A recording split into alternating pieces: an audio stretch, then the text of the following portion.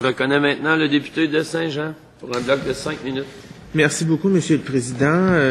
Moi, il me fait plaisir d'être ici aujourd'hui parce que la politique industrielle, c'est une demande assez importante de plusieurs personnes de nos milieux.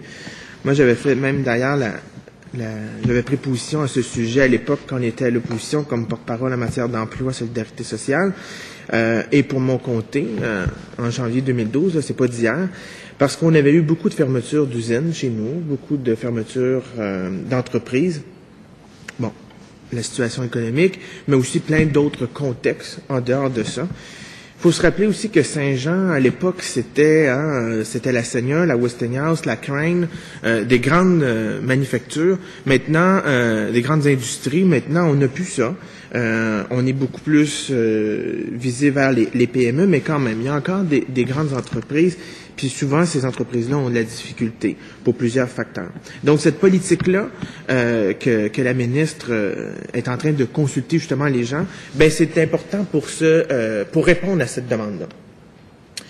L'autre chose que je voulais ajouter à ça, c'est quand j'ai vu que la première ministre, lors de l'assermentation du Conseil des ministres, en plus de dire nous allons avoir tout le Conseil des ministres comme on a habituellement, elle a désigné, en la personne de la députée de Richelieu, une ministre vraiment responsable de la création, de l'application de cette politique industrielle-là et de la Banque de développement économique.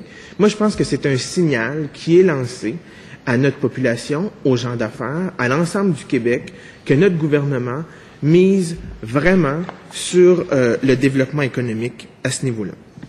Et, suite à ça, on a eu le budget. Et lors du budget, il y a eu vraiment l'annonce à ce moment-là de la politique industrielle qui allait venir. Dans cette politique industrielle-là, au fond, ce qu'on veut, c'est rendre les entreprises du Québec plus compétitifs. On veut davantage investir pour les technologies numériques, faire en sorte qu'on automatise davantage nos industries. La ministre l'a très bien expliqué tantôt, mais moi, je pense qu'il faut le répéter.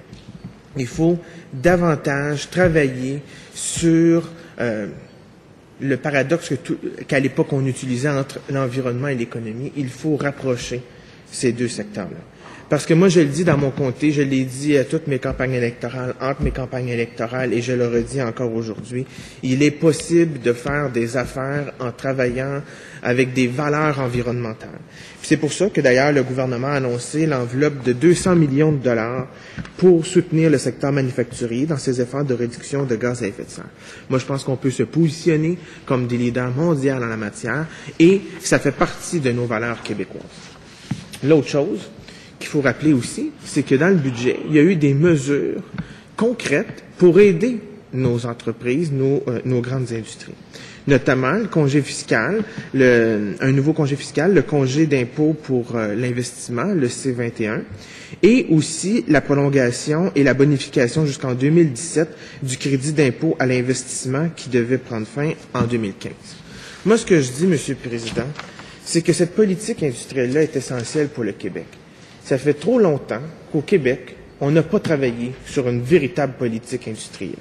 La dernière stratégie dans ce sens remonte à 2005. Puis à l'époque, les gens l'avaient qualifiée de manger mou parce qu'elle était sans saveur et sans moyens. Puis l'ancien gouvernement a travaillé beaucoup sur une stratégie de l'asphalte.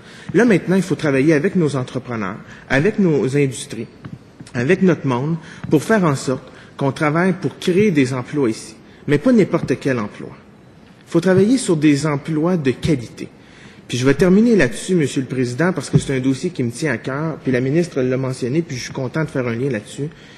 Plus on investit puis qu'on travaille pour notre éducation, mieux nous aurons des gens qui pourront occuper des postes stratégiques, donc d'amener des entreprises de haute qualité avec des produits qui pourront se démarquer des pays émergents et faire en sorte que nous pourrons garder ici nos entreprises, en créer des nouvelles et être vraiment une économie, un peuple d'entrepreneurs plutôt que de locataires.